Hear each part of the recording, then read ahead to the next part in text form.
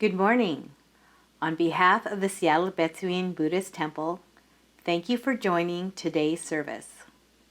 Today would have been our All Sangha Temple cleanup event. The Hondo, classrooms, and common areas would be cleaned from top to bottom, and all participants would be rewarded with pizza immediately following. Who could imagine that a cleanup event could sound so appealing? Please enjoy today's service. ナモアミダ仏、ナモアミダ仏、ナモアミダ仏、ナモアミダ仏、ナマンダ、ナマンダ、ナマン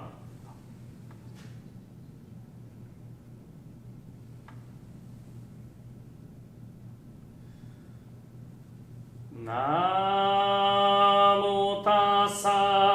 バガバトアラハト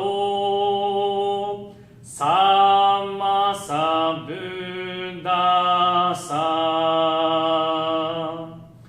Homage to him, the exalted one, the enlightened one, the supremely awakened one. Buddhaṃ saranam gacchami, Dhammaṃ saranam gacchami, Sanghaṃ saranam gacchami. Namo Kiye Butsu, Namo Kiye Ho,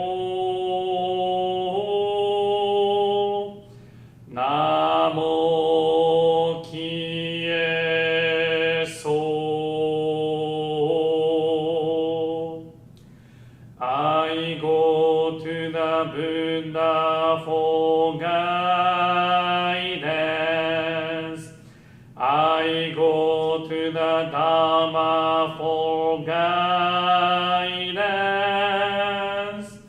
I go to the Sangha for guidance.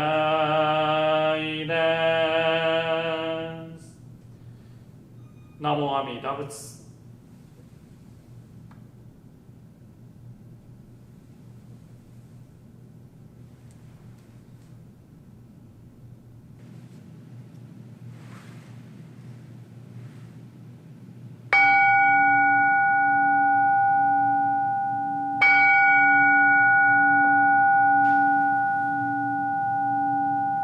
慶州天人職業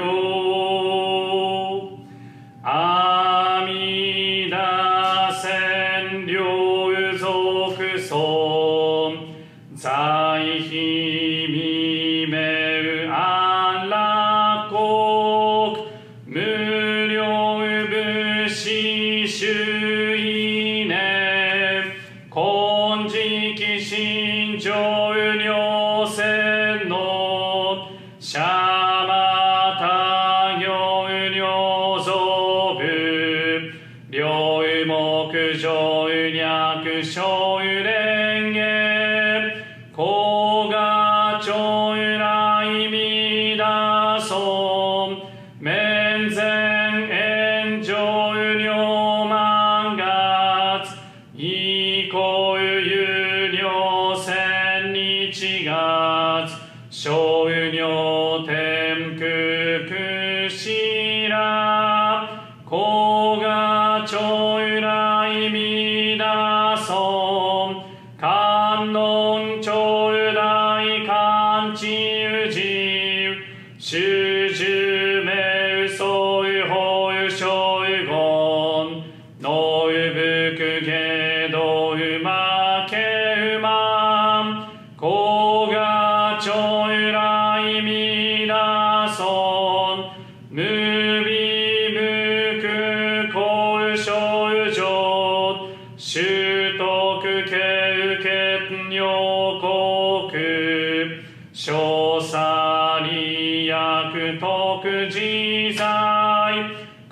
こがちょうらいみだそんじぽうびょうもんぼさしゅ無料しょうまじょうさんだんいしょしゅじょうがんりきじこがちょうらいみだそんこんたいほうけんちしょうけ前言少女めうだいざおひざ上不尿線のこがちょうらいみだそんじぽう将来勝負し権限人図し安楽戦後尊厳上苦行こがちょうらいみだそん小無上無がと薬尿水眼伝よろ異種説法無名字こがちょうらいみだそん非尊仏説無悪病薬無尿に悪道不主任死心教非尊こがちょうらいみだそん非尊無料法勉強無少種悪知識おうじょう不体死亡大こがちょうらいみだそんがせん非尊苦毒寺修善無変了解水小逆前言小有上者衛生主上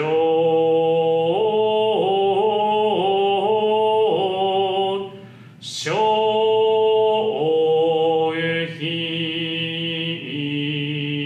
公。 Show 非公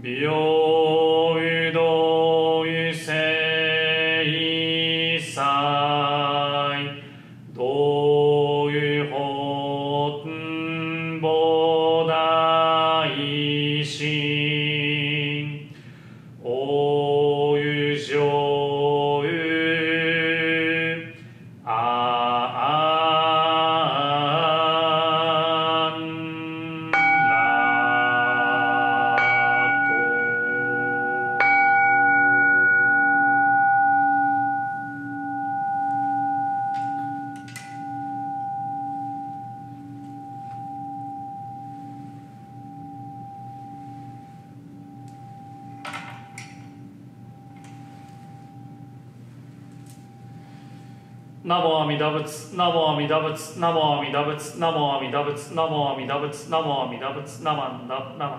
ダナマン。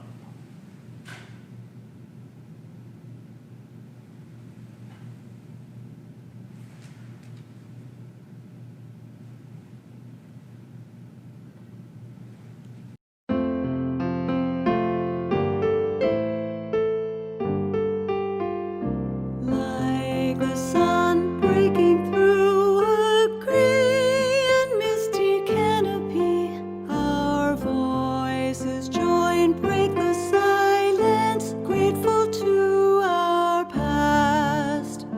We've traveled over oceans, planting seeds of truth.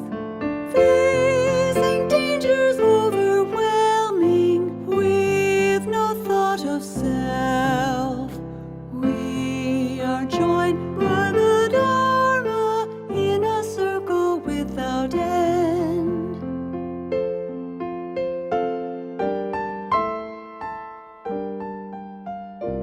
Foreign lands, does it matter? Foreign tongues may speak the same thought. Children all of one mother, now in need of care.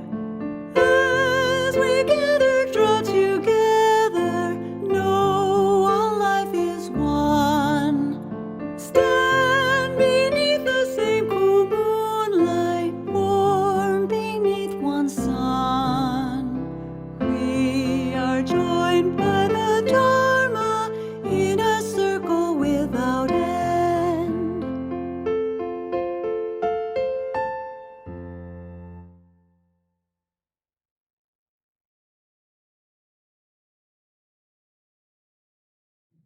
Threefold Refuge.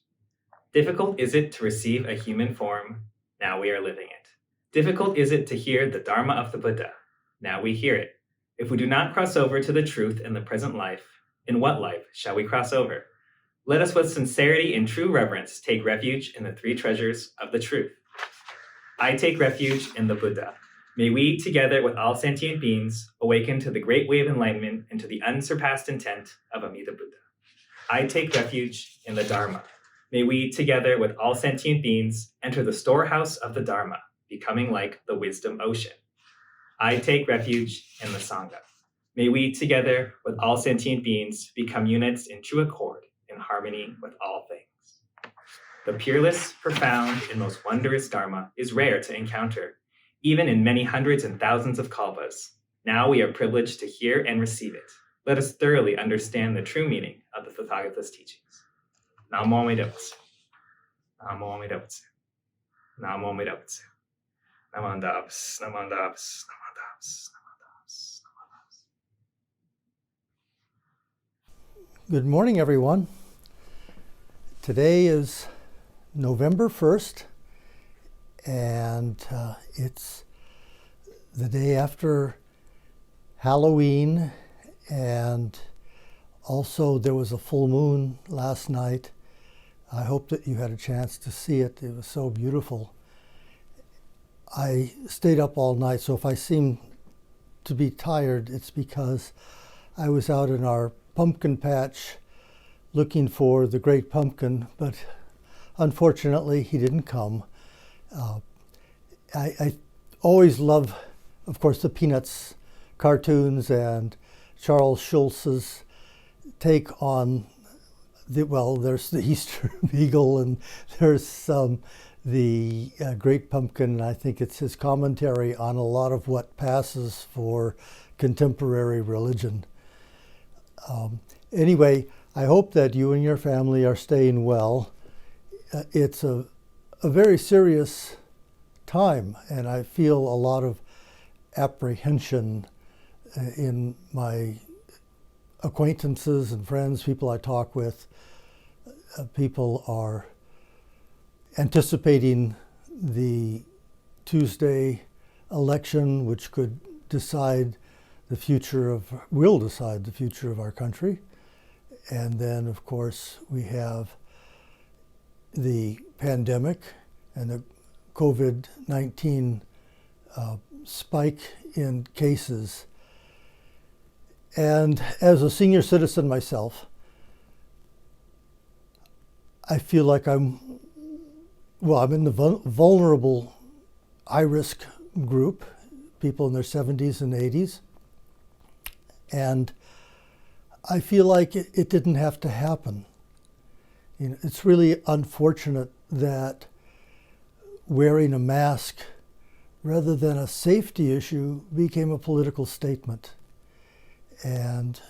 it seems that the moral dimension of it really was set aside for people to make this statement of choice. You know, it's my choice. It's kind of a pro-choice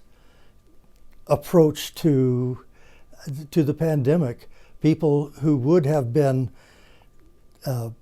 if you talked about abortion, they say, well, we are pro-life. But if you're pro-life in this pandemic, then you're going to wear a mask. You're going to do everything. You're socially distanced, keep your churches closed, which are, church gatherings are one of the 7 riskiest behaviors for spreading the coronavirus vaccine. And you don't have to look far on the internet to find case after case of especially the Pentecostal and evangelical churches, COVID-19 outbreaks among them. One in Southern Oregon, one in Northern California, 275 cases at a mega church, 11,000 member church since September 1st. And so I've taken an interest and tried to follow that as much as possible, and I'm very proud of Seattle Betsuin, as hard as it is, that we've taken a very firm stand to protect our Sangha, and we are remaining closed, as most churches are, being responsible. But you know, there's this sort of melding of the right-wing Republican Party and the fundamentalist churches. And this is something that President Carter has pointed out, not, well, I don't know about recently, but in this wonderful book that I'm reading called Our Endangered Values, America's Moral Crisis. And this is the book. I've been just gradually getting through it. And it would be interesting to talk to President Carter now. The book was written in 2005. And it predicts a lot of what is coming to fruition today. And he talks about, well, let me read a passage from the book.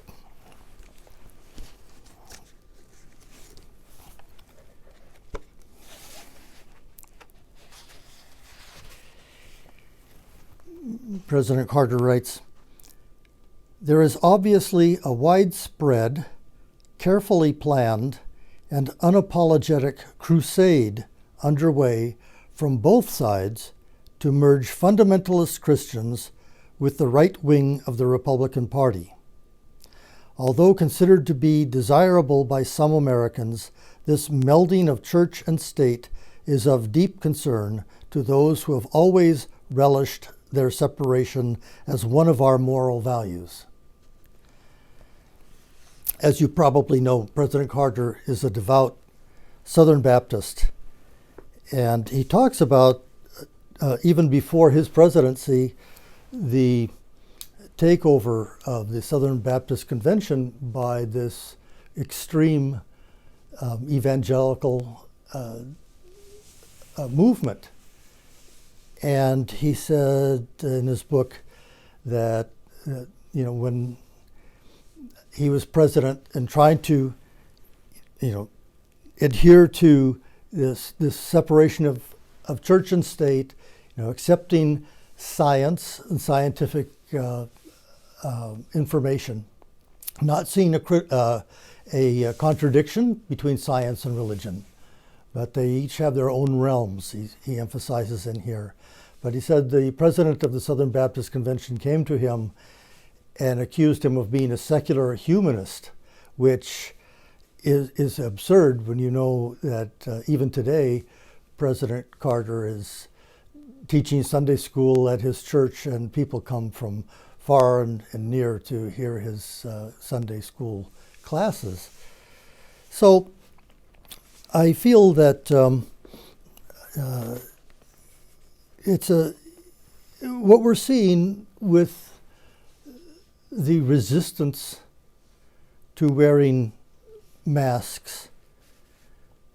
as a tragedy, a tremendous tragedy in our society. People will say, well, here's one evangelical Pentecostal leader recently, I read in the newspaper, says, if you'll do the scientific research, interesting that she uses this term scientific research, if you'll do the scientific research, these masks are worthless and they're people's security blankets. They're not worthless. And if you do the scientific research, they're not perfect, but they will decrease the number of infections and deaths. That a careful social distancing and wearing masks, it's to try to reduce the number of people who are infected, and other things like being careful as far as the gatherings and businesses being opened, etc. Now, I was thinking I'd like to make an analogy. Let's compare the issues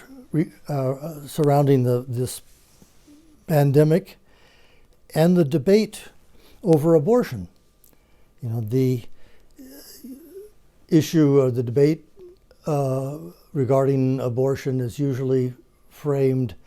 as pro-choice versus pro-life. But if you take a pro-life position on abortion, then why not apply that same position to the pandemic? If you're pro-life, then you want to, under any circumstances, you can't do enough. One doctor I heard talking about the pandemic said, we can't do enough to slow down the pandemic, to decrease the number of cases, to decrease the number of deaths. We can't do enough. And in terms of morality, you take a position that if you're going to make a mistake, then err on the side of caution, not on the side of being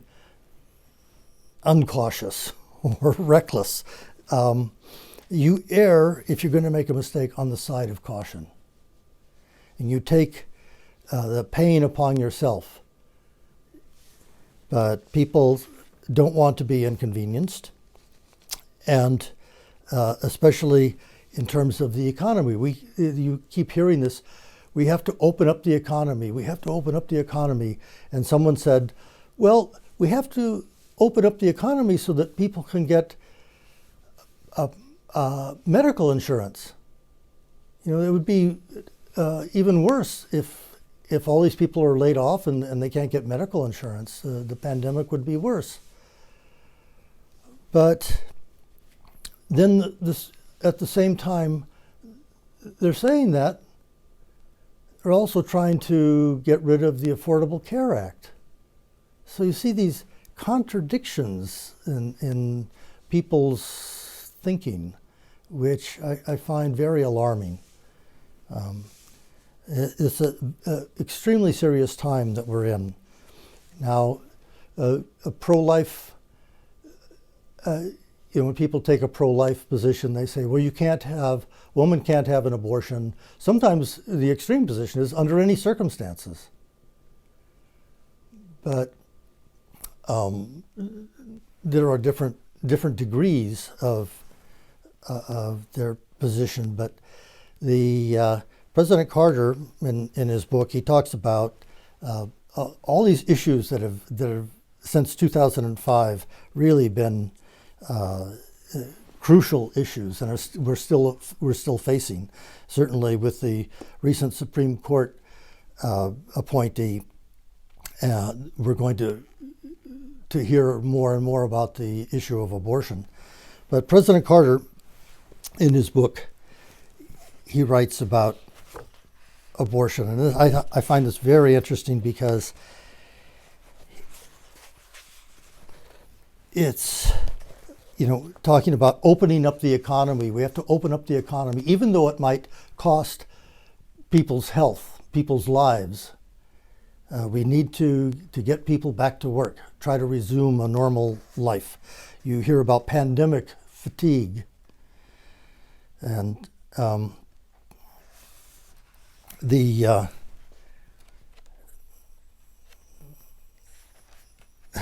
I lost my place. I'm sorry. You can meditate while I'm looking for this. Okay, it says in his book, many fervent pro-life activists do not extend their concern to the baby who is born, and are the least likely to support benevolent programs that they consider socialistic. They ignore the fact that once a doubtful mother decides not to have an abortion, she and her family usually have a number of needs: continued education for the mother,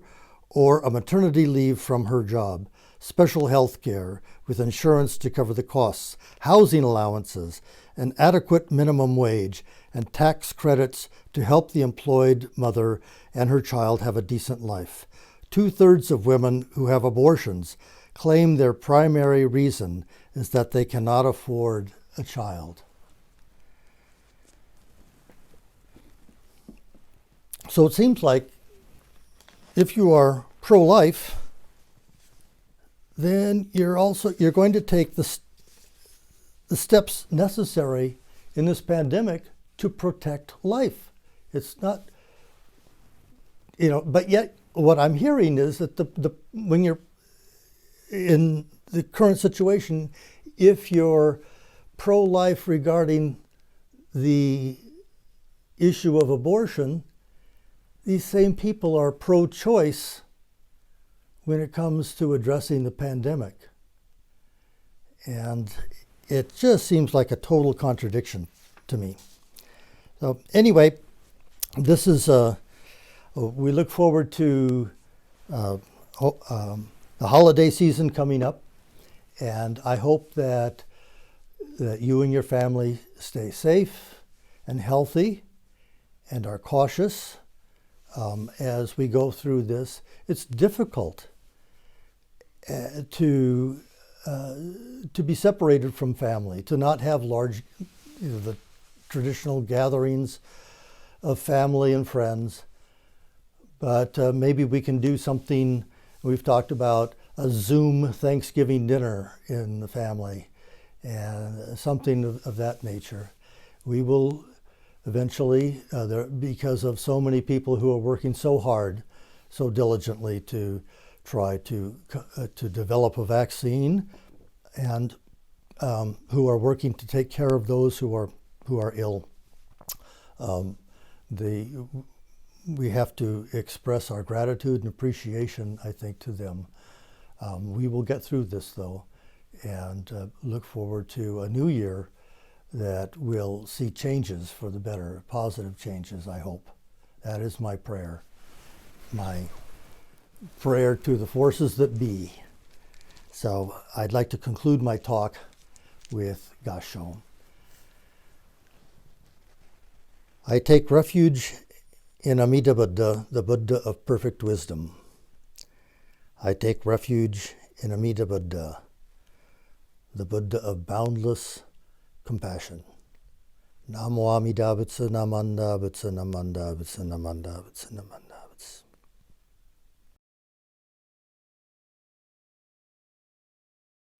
Please join me in a reading of The Golden Chain 2, found on page 15 of the Purple Service Book. I am a link in the Buddha's golden chain of love that stretches around the world. I must keep my link bright and strong. I will be kind and gentle to every living thing and protect all who are weaker than myself. I will try to think pure and beautiful thoughts, to say pure and beautiful words, and to do pure and beautiful deeds,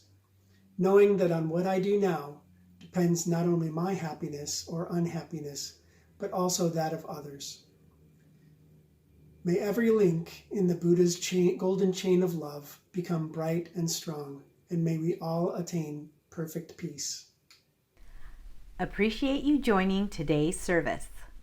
Please stay tuned for the Japanese language service immediately following this message. Thank you to Rinban Katsuya Kusunoki, Reverend Don Castro, Connor McKinney, Ayano Kusunoki, Minister's Assistant Jason Yokoyama, Chris Grabowski, the estate of Linda Castro, Sandy Cressman, Kemi Nakabayashi, Michiko Wong, and Tyler Moriguchi for producing and presenting today's service. The Seattle Betsuin is collecting socks for those facing homelessness. Please look for the details of this collection in your weekly email news blasts. Due to technical difficulties, the daily live services have been suspended until further notice. Online classes and Dharma exchanges are still available. The website will be updated once the daily services resume. Please subscribe to the Betsuin's YouTube channel to view past presentations and upcoming services. Like us on Facebook and follow us on Twitter for additional information on services, upcoming workshops, and events within the Temple and Jodo Shinshu community. The Temple is grateful for your dana, support, and donations to the Seattle Betsuin.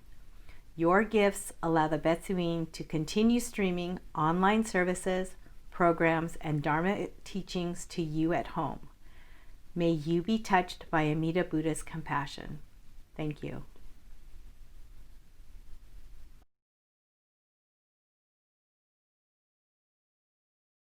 Namo Amida Butsu, Namo Amida Butsu, Namo Amida Butsu, Namo.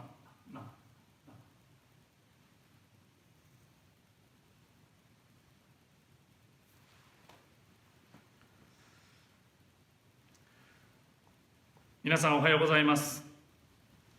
11月1日、シアトル別ツインの日本語講座、ようこそお参りくださいました。ありがとうございます。まずはじめにですね、皆さんと一緒に、音読山を歌ってからですね、このご講座始めさせていただきたいと思います。如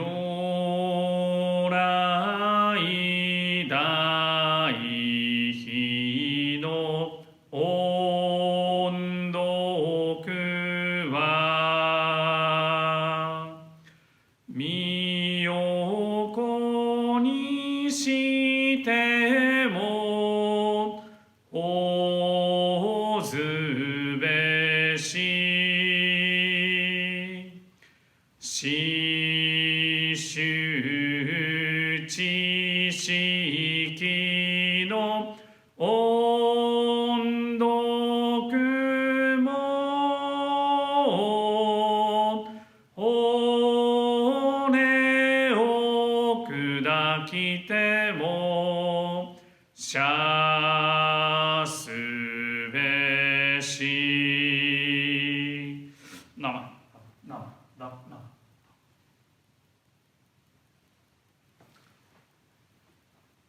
はい、続きましてですね、来三門、三景門を唱えさせていただきたいと思います。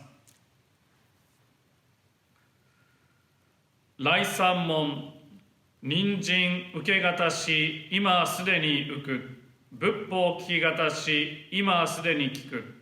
この身根性に向かってどせずんば、さらにいずれの章に向かってかこの身をどせん。大衆もろともに死神に三方に帰し立てまつるべし。自ら仏に帰し立てまつる。まさに願わくば主情とともに大道を大下して無常意を起こさん。自ら法に帰し立てまつる。まさに願わくば主情とともに深く教場に入りて知恵海のごとくならん。自ら僧に帰し立てまつる。まさに願わくば主情とともに大衆を通りして一切無下ならん。無常人人未明の方は百千万号にも愛をことをかたし、我今検問し授事することを得たり、願わくは如来の真実義を下し立てまつらん。ナモ阿弥陀仏、ナモ阿弥陀仏、ナモ阿弥陀仏、ナモ阿弥陀仏。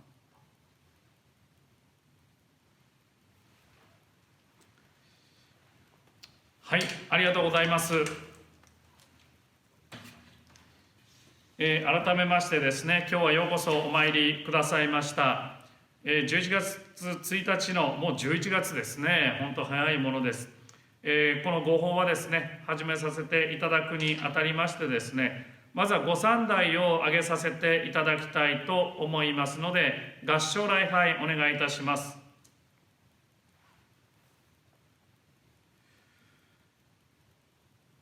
愚縛の梵具、常の下類、無下好物の不可思議の本願、広大知恵の妙号を信行すれば、煩悩を具足しながら無常大涅槃に至るなりと。ナモ阿弥陀仏、ナモ阿弥陀仏、ナモ阿弥陀仏、ナモ阿弥陀仏、ナモ阿弥陀仏、ナモ阿弥陀仏、ナモ阿弥陀仏、ナモ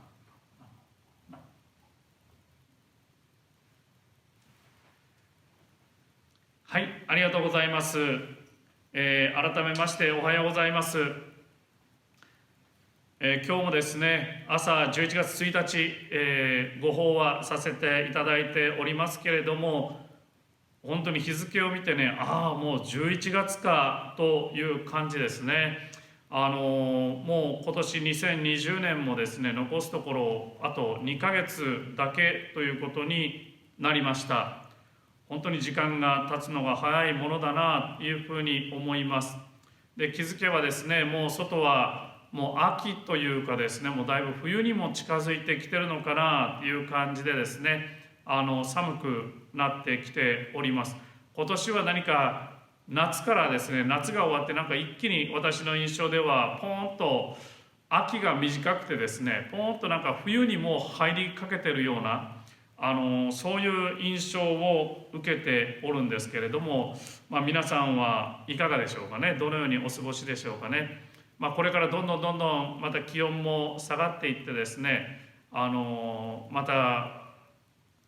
インフルエンザが流行る季節にもなりますしですね、まだコロナウイルスのこともありますので、皆さんどうぞお体気をつけてですね、お過ごしください。こういう秋になってですね、寒くなってきたんですけれども、ちょっと遡りまして9月になるんですけれども、9月は私の息子のですね、誕生日だったんですね。誕生日のプレゼントもですね、いろんな方からまたいただいたりですね、メッセージもいただいたりですね、日本からプレゼントが届いたりですね、本当にありがたいことだなというふうに思うんですけれども、その誕生日でいただいたプレゼントの一つにですね、魚釣りの道具をいただいたんですね。ちょっと前から何か魚釣りに興味があってですね、図鑑でお魚を見るのが好きだったりとかですね、あとおもちゃの魚釣りセットで魚釣りで遊んだりとか、お風呂に入る時も魚の人形というかですね、プラスチックでできたのを一緒に入れて、それでお風呂に入ったりとかですね、いろんなことに今興味があるんですけれども、その中の一つで魚釣りに興味があってですね、魚釣りの道具をですねプレゼントでいただいたことがあって、道具はいただいただけでは何にもなりませんので、それを持ってですね魚釣りに実際に行ったことがありました。ただ初めてのことですのでね、実際に海とか川に行くんではなくてですね、釣り堀という、池ですね、池にそこに泳いでて、それが近くの、レントンにあるということでしたので、そこに連れて行っていただいてですね、一緒に魚釣りしたんですね。そのいただいた道具を使って魚釣りをしました。で、私の印象ではですね、釣り堀ですから、もうそこに魚がいるわけですよね。ですからもう簡単にこうしたらぴょんぴょんぴょんぴょん釣れるのかなと思ったらですね、魚もそんなにバカじゃないというかね、賢いというか、もちろん自分の命もかかってますからね、なかなかすぐは、私が思ってたほどにはすぐは釣れなかったんですね。最初の頃はですね、うちの息子も一生懸命おーおーと言いながら、興奮しながらですね、釣れるかもしれんねとか言いながらですね、魚釣り楽しんでたんですけれども、途中からだいぶ飽きてきてですね、もうどっちかというとその辺にある石を池にポンポンポンポン投げ入れる方が楽しくなってきて、魚釣りは他の人に任せてですね、他の人というか私の妻がやってましたけれども、最終的にはですね、妻が3匹魚を釣って、もう釣り竿にかかった時に息子が来て一緒に釣り上げるというようなことをして、釣りを楽しんだというかね、初めての、息子にとっては初めての魚釣りをみんなで楽しみました。で、魚釣りが終わってですね、それをカウンターに持っていくとですね、そこでさーっとさーっと手際よくですね、その魚の内臓を取り出して簡単にですけれどもさばいてくれるんですね。それを見てる時にですね、やっぱりちょっとかわいそうだなというふうな思いが出てきましたね。そしてあそこのね、まだ泳いでる、池で泳いでるその魚たちも、遅かれ早かれですね、誰かに釣られてこういうふうにさばかれて食べられるのかなというふうに思うとですね、やっぱり、かわいそうだなと思いながら見ておりました。その日はですね、家にその釣った魚を持って帰って妻が料理してくれたんですけれども、料理する前にですね、妻と子供と私とお仏壇の前に行って、ちょっとお参りをしてですね、特に子供に対してこれはね、命をいただいてるんですよっていうふうな命の勉強会も兼ねてですね、お仏壇の前でお参りをしてから妻に料理をしてもらってですね、その日の夜ご飯においしくいただきました。で、そのね、お仏壇に特に持って行ってる時とか、その魚釣りをしてカウンターに持って行ってさばいてもらってる時にですね、一つ金子みすずさんの有名な詩を思い出しました。朝焼け小焼けだ大漁だ、大葉イワシの大漁だ、浜は祭りのようだけど海の中では何万のイワシの弔いするのだろうということですね。これ魚釣りの様子を、漁師さんのですね、魚釣りの様子を書いた詩、それから漁師さんの姿と魚の姿ですね。漁師さんは大量に魚が釣れると大量だ大量だ、よかったよかったっていうふうに喜んでるんですけれども、海の中ではですね、そこのやっぱり釣られた魚と海に残った魚がいてですね、海に残った魚たちがお弔いを、釣られた魚たちのですね弔いをしてるんだろうなというふうなことで、金子みすずさんが書かれた詩なんですけれども、本当にあそこのね、川というか釣り堀でトラウトを釣った時もですね、あそこの残されたトラウトたちがですね、池の中で釣られた魚の弔いをしているのかなということも考えながら魚を釣ったりですね、この死を思い浮かべたりしました。で仏教にはですね、一般的にというか、仏教には不殺生戒というのがありますね。生き物を殺さない、そういう戒律を守りながらですね、悟りを目指していく、というのが、もう本当に一般的にというかですね、広く言われている教えであります。でその戒律の中の一つが不殺生戒と言われるものですね。でその戒律を破るものっていうのは破壊のもの、戒律を破る、戒を破るもので破壊のもので、破壊のものということでですね、やっぱり悟りを開けない、成仏できないというふうなのが教えがですね、一般的にあるわけですけれども、じゃあ私はですね、本当にその真っ只中にいるなというふうに思いながら、この魚釣りの時考えさせてもらったんですけれども、じゃあ果たしてじゃあ浄土真宗はどうだっただろうかなというのをね、もう改めて考えさせてもらって、ちょっと親鸞上人のお言葉をですね尋ねてみることにしました。それが今日の御三代なんですけれども、愚縛の凡愚、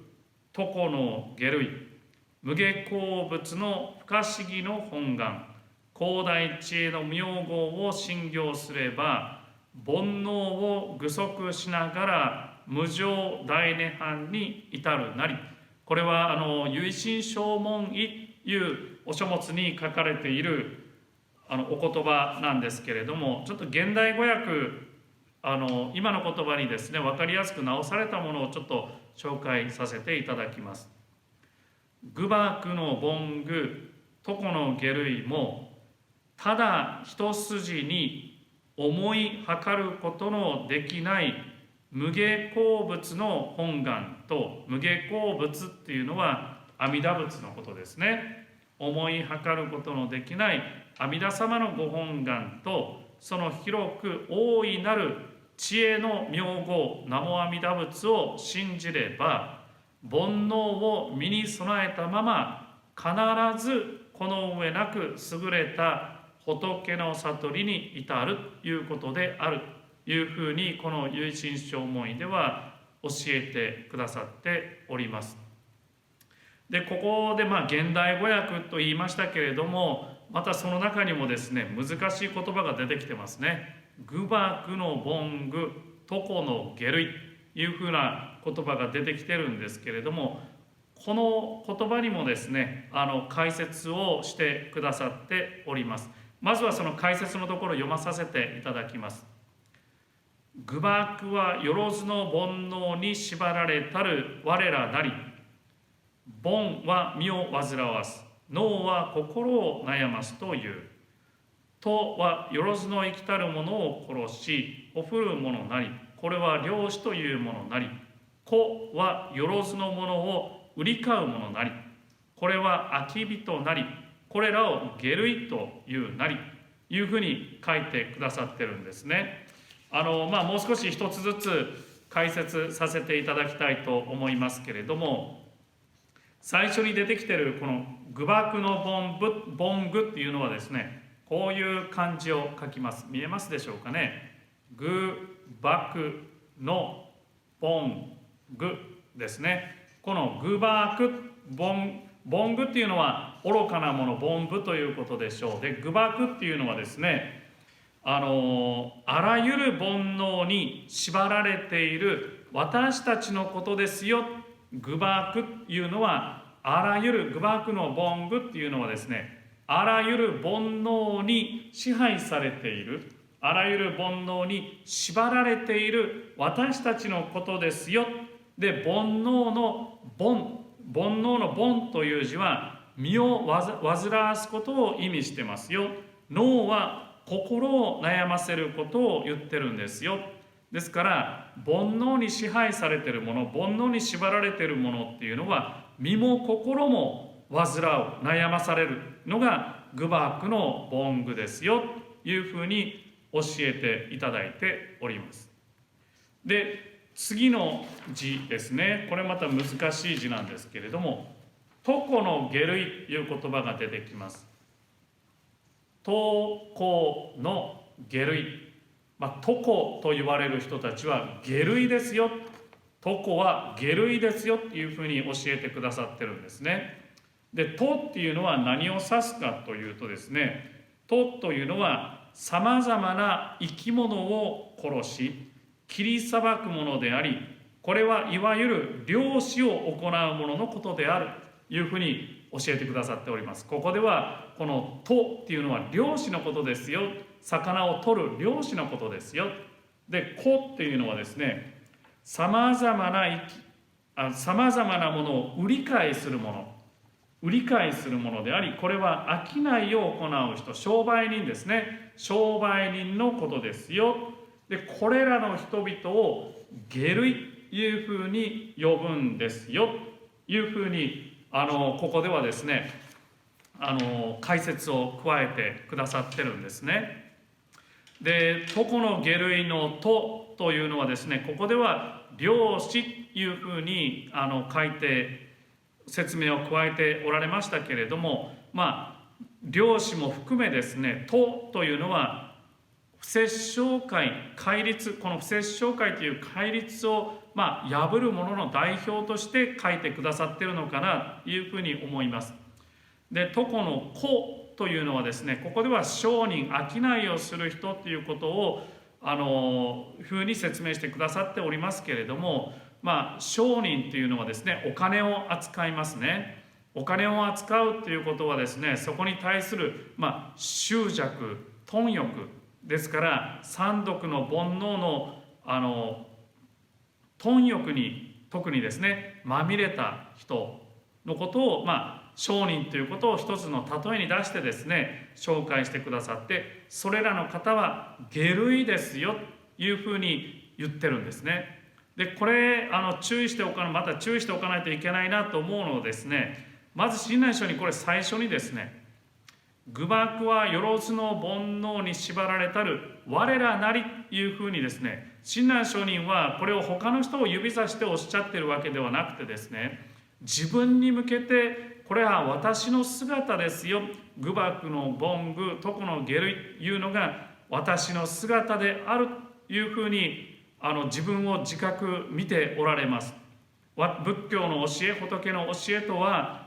全く逆の生き方をしている、逆の生き方しかしていない、しかできないこの私の姿というのを愚縛の凡愚、とこの下類というふうに表現、ここでは書いてくださっておるのかなというふうに思います。その私に光を与えてくださっているのが阿弥陀仏のご本願ですよ、阿弥陀仏のご本願ですよ。他の命をいただかずには生きていくことができない私に歩むべき道を示してくださっている。その浄土への道、悟りへの道をですね、この道を歩みなさい、示してくださっているのが阿弥陀仏のご本願であり、その阿弥陀仏の知恵、阿弥陀仏の名号を信じて、それを身に持ちながらですね、常にそれを自分の生きる道としながら歩んでいってくださいよ。愚縛の凡愚、とこの下類の方たちもですね、この道をしっかり歩いていってくださいよというふうに、この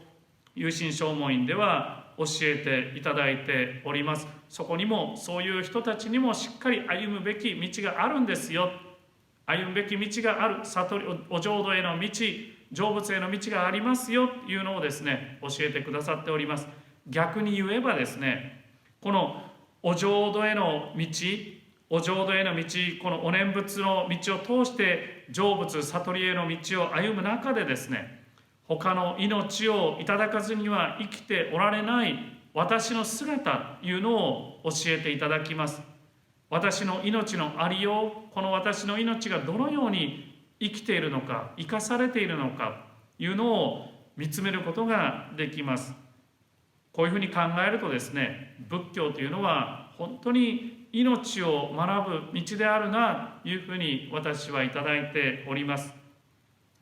今から30年35年ぐらい前だったと思いますけど、私まだ小学校に入るか入らないかぐらいの頃だったかと思います。その時私はですね、もちろんアメリカではなくて日本長崎に住んでおりました。長崎っていうのはですね、海に面しているところでですね、魚釣りをするところもたくさんあるんですね。で、土曜日日曜日っていうのはですね、私の父僧侶ですので、もちろん忙しくてなかなか一緒に出かけることはできなかった。そこで近所のですね、仲良くしてたおじちゃんが私を魚釣りに連れて行ってくれたことがあったんですね。長崎っていうところも本当に魚に恵まれたところ、いい漁場でですね、もう入れたらもうポンポンポンポン釣れるんですよ。もう次から次に釣れるのが本当楽しくてですね、もう釣れるだけ釣ってから家に持って帰ったのを覚えています。で、家に持って帰ったらですね、母がですね、悲しい顔、困った顔をしてるんですね。その魚はですね、全部子供の魚、ちっちゃい魚だったんです。それをキッチンではなくて外の井戸のところに持って行ってですね、母が困った顔をしながらさばいていたのを覚えています。私はその時はあんまりきつく言われた記憶はないんですけれども、もしかしたら近所のおじちゃんがね、なんでこんなちっちゃい魚を釣ってきたの、怒られた、母から怒られたのかもしれません。で、私はどうだったかっていうとですね、これは父だったか母だったかはどちらだったか、もしかしたら2人から言われたのかもしれませんけれども、大きい画用紙を持ってきてですね、釣った分の魚のもう簡単な絵をそこに描きなさいというふうに言われたんですね。30匹40匹ぐらいだったと思います。それを形を描いてですね、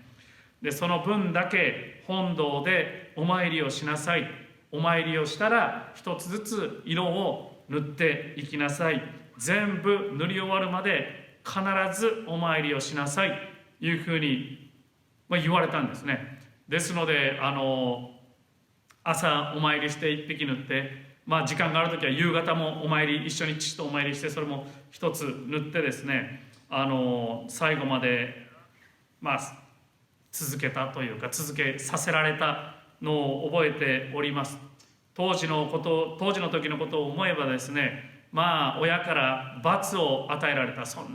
んな悪いことをしてなんてことをしたのって言って罰を与えられた。悪いことをしたんだからお参りしなさいというふうにね、言われたというふうに思っておりましたけれども、今思えばですね、父と母から命を見つめる、命を勉強する機会をいただいてたのかな。一つ一つの魚の命を大事にしなさいよ、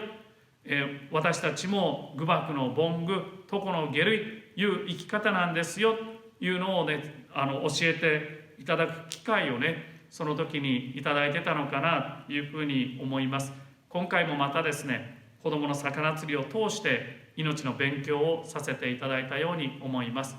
今日もお参りどうもありがとうございました。最後に承認一流書を拝読してですね、このご講座終わりにさせていただきたいと思います。寛容は拝読のご文章に書いさせていただきます。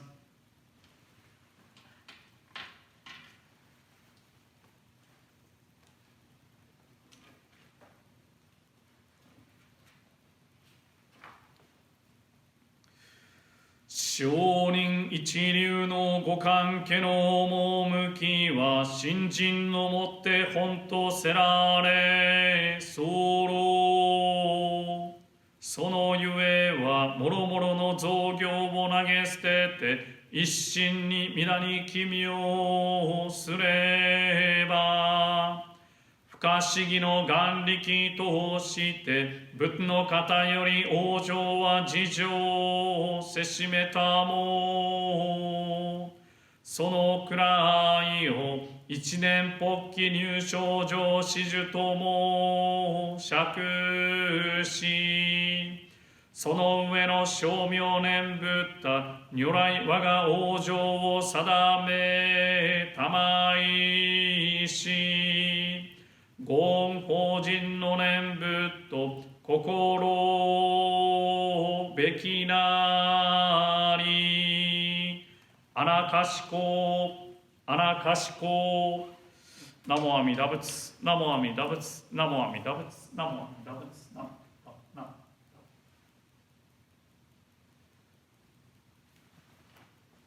ありがとうございました。